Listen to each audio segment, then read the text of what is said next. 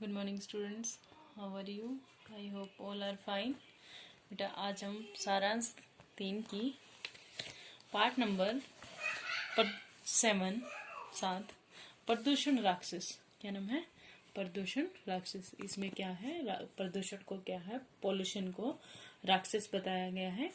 आपको भी पता है कि प्रदूषण हमारे शरीर के लिए बहुत ही हानिकारक है, हर चीज के लिए हानिकारक है, चाहे वृक्ष हो, पेड़ पौधे हो, पृथ्वी हो, बादल हो, हर चीज के लिए पॉल्यूशन बहुत ही बुरा है। इस एकाके में यही बताया गया कि पॉल्यूशन क्या है और कैसे होता है।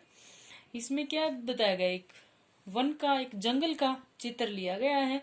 उस जंगल में जो पेड़ हैं, नीम का पेड़, आम का पेड़ और बादल और कोयल आपस में बातें करते हैं। किसके बारे में? प्रदूषण के बारे में। अब हम इसको पढ़ना शुरू करते हैं। को क्या स्थान है? सुनसान जंगल।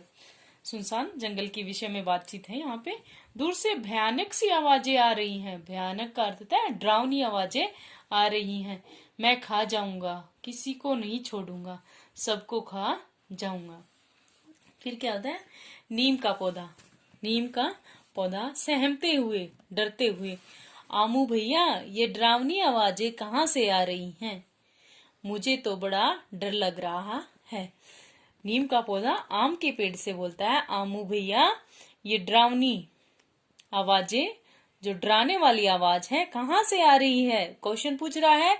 तो यहाँ पे कौन सा मार्क आ गया? क्वेश्चन मार्क, प्रश्नवाचक चिन्ह आ गया ना। यहाँ पे प्रश्न पूछा है। किसने पूछा है? नीम ने। किससे पूछा है? आम से। तो इसलिए यहाँ पे प्रश्नवाचक चिन्ह आ गया।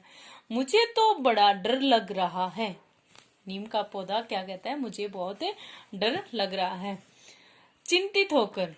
आम का पौधा चिंतित होकर मीन्स परेशान होकर, यह तो पता नहीं लेकिन आवाजें हैं बड़ी डरावनी।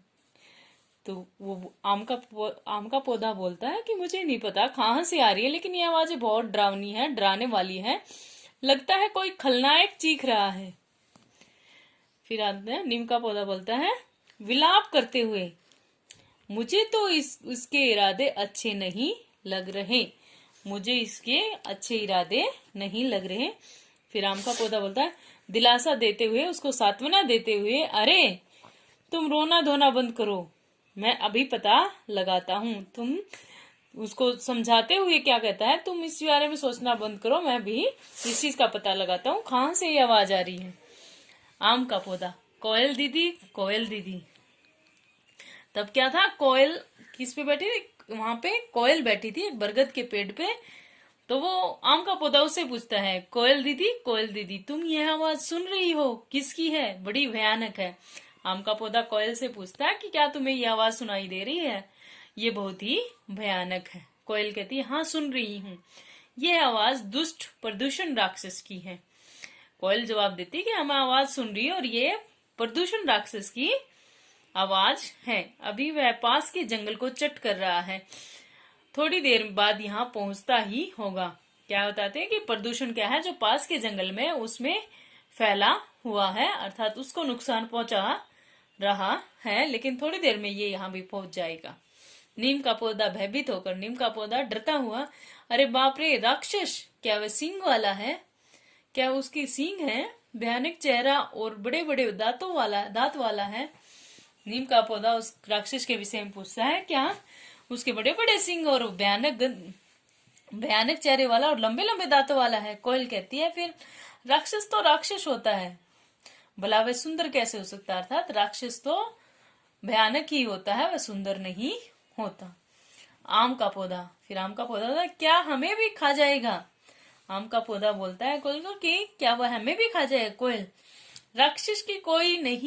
राक्षस किसी को नहीं बकसता, राक्षस किसी को भी नहीं छोड़ता, वह सबको निगल जाता है। फिर नीम बोलता है, तुमको भी? कोयल, मैं क्या कि उसकी मौसी लगती हूँ? तो कोयल मजाक करती है और बोलती है, मैं उसकी क्या लगती हूँ? प्रदूषण तो सबको ही खा जाएगा।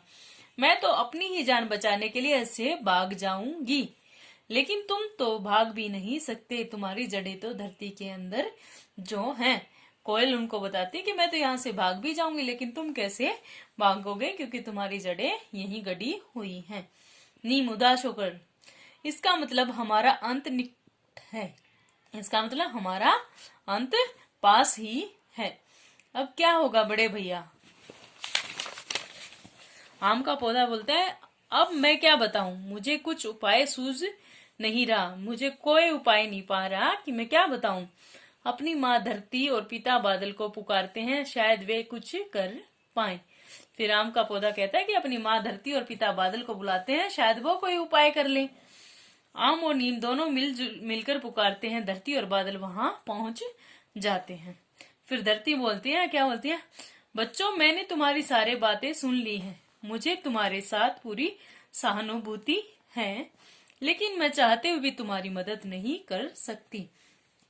धरती माँ कहती है उन्हें कि मैंने तुम्हारी सारी बातें सुन ली है और मैं तुम्हारी बातों को समझती भी हूँ, लेकिन इसमें मैं तुम्हारी कोई भी मदद नहीं कर पाऊंगी। बादल कहता है, हाँ बच्चों, तुम्हारी माँ बिल्कुल ठीक कह रही है।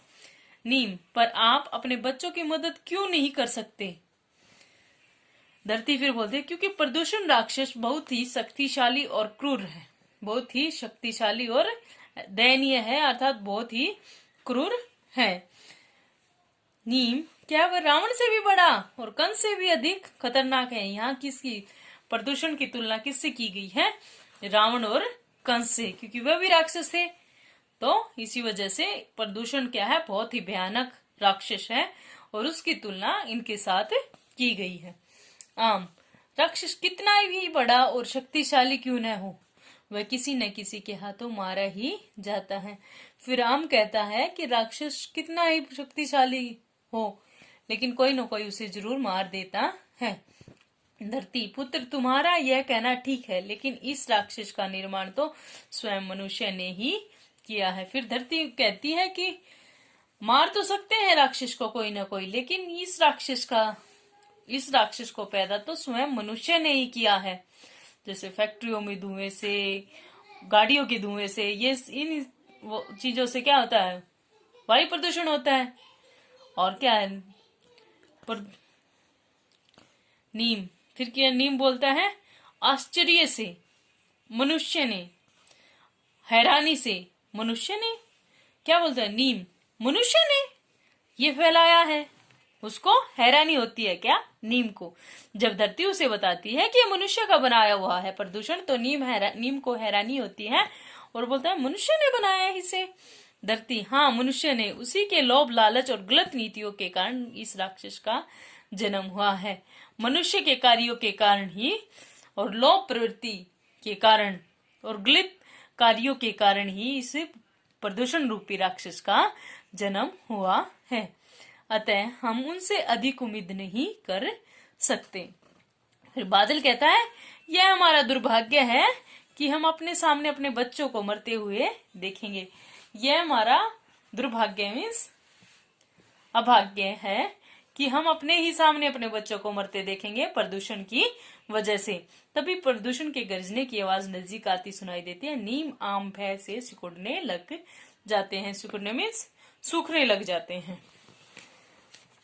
आम, मामा, इस दुष्ट राक्षस से हमें बचाओ। तब आम बोलता है कि माँ धरती माँ, हमें इस दुष्ट राक्षस से बचाओ। प्रदूषण पहुंचकर बुला लो, किसी को भी बुला लो, कोई भी तुम्हें बचा नहीं पाएगा। पर फिर प्रदूषण वहां पहुंच जाता है और वो आम को कहता है, बुला लो, किसी को भी बुला सकते हो तुम, क्योंकि अब मुझसे तुम्हें कोई भी नहीं बचा सकता। ये धरती, बादल भला तुम्हारी क्या रक्षा कर पाएंगे? मैंने इन्हें भी बदरंग कर रखा है। जब प्रदूषण वायु में फैलता है, आपने देखा होगा, धुआं सा छा जाता है और बादल से दिखाई देते हैं। तो इसमें क्या होता है? प्रदूषण से क्या क्या, बादल भी खुद प्रदूषित हो जाते हैं। जैसे बादल दिखाई देना ज्यादा, वातावरण में धूप नहीं दिखाई देती, ये आपने देखा होगा कई बार पोल्यूशन की वजह से। तो वही क्या हो जाता है, उनका भी रंग बेरंग हो जाता है, अर्थात वो भी भद्दे दिखाई देने लग जाते हैं। किसके कारण? प्रदूषण के कारण। बरगद, दिलासा देते हुए, सांत्वना देते हुए, बच्चों घबराओ मत, मैं यहाँ हूँ, मेरी छत्र छाया में आ जाओ। तब बरगद बोलता है कि मैं यही हूँ और तुम सब मेरी छाव में आ जाओ। बरगद अपनी झुकी लंबी टहनियों को आगे बढ़ाकर दोनों को अपने संरक्षण में ले लेता है। किसको ले लेता है? आम और नीम को। प्रदूषण, ए बरगद दादा देखो मुझसे पंगा मत लो। फिर प्रदूषण क्या बोलता है कि हे बरगद दादा मुझसे पंगा मत लो, मुझसे झगड़ा मत करो बरगद, चल भाई यहाँ से, तू मेरा कुछ नहीं बिगाड़ सकता। प्रदूषण, असहाय स्वर में जाता हूँ मगर फिर आऊंगा, बकरे की माँ कब तक खैर मनाएगी। ढेर सारा धुआं उगलकर प्रदूषण चला जाता है। आगे है आम, बोलता है दादा हमारे भाग्य में क्या इसी दुष्ट के हाथों मौत लिखी है। बरगद, देखो बच्चों, इस प्रदूषण से हमें मनुष्य की बचा सकता है, लेकिन वह तो लालच में इतना अंधा हो चुका है कि उसे कुछ दिखाई नहीं देता, इसलिए उससे ज्यादा उम्मीद करना व्यर्थ है, अर्थात बेकार है। नीम, फिर क्या हमें कोई नहीं बचाएगा? नीम कहता है फिर हमें कोई नहीं बचाएगा।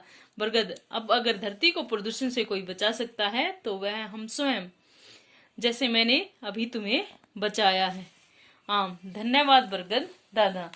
बरगद, मैंने तुम्हें बचा लिया, आगे भी बचाऊंगा, अन्य पेड़ पौधों को भी बचाऊंगा, लेकिन नीम, लेकिन क्या दादा?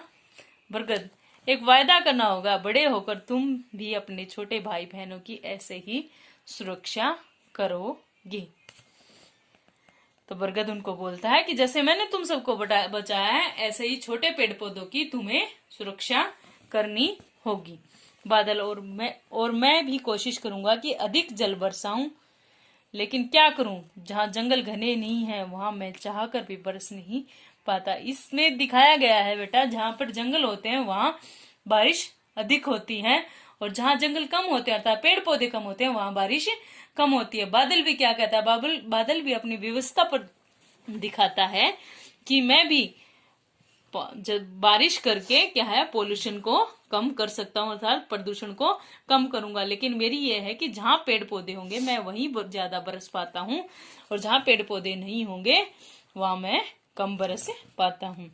धरती, काश ये बात मनुष्य समझ पाता, काश ये बात मनुष्य इस बात को समझ पाता। नीम, आम, हम उसे समझाने की भरसक कोशिश करेंगे, भरपूर कोशिश करेंगे। बादल, करके देख लो। अच्छा बच्चों खुश रहो, अब मैं चलता हूँ। बादल कहता है तुम सब खुश रहो और मैं चलता हूँ। इसमें क्या बताएगा बेटा? अधिक से अधिक पेड़ लगाओगे, पेड़ पौधों से क्या है, वातावरण शुद्ध होगा, और उससे क्या होगा, हमें अच्छी हवा मिलेगी, ऑक्सीजन अच्छी मिलेगी, तो क्या होगा, प्रदूषण रूपी राक्षस का विनाश होगा। इसलिए इस पाठ में बताया गया है कि जहां पे पेड़ पौधे होंगे वहां का वातावरण शुद्ध होगा। तो इसलिए इस पाठ के द्वारा हमें ये शिक्षा दी गई है कि हमें प्रदूषण पर नियंत्रण करने की कोशिश करनी चाहिए, क्योंकि यह मनुष्य द्वारा ही फैला गया है, और प्रदूषण कम करके कैसे कर सकते हैं इस चीज के विषय में भी बताया गया है कि हमें पेड़ पौधे अधिक से अधिक लगाने चाहिए। इस पाठ को 2 बार पढ़ना और शब्दार्थ अपनी फेयर नोटबुक में लिखना और याद करना। थैंक यू बेटा।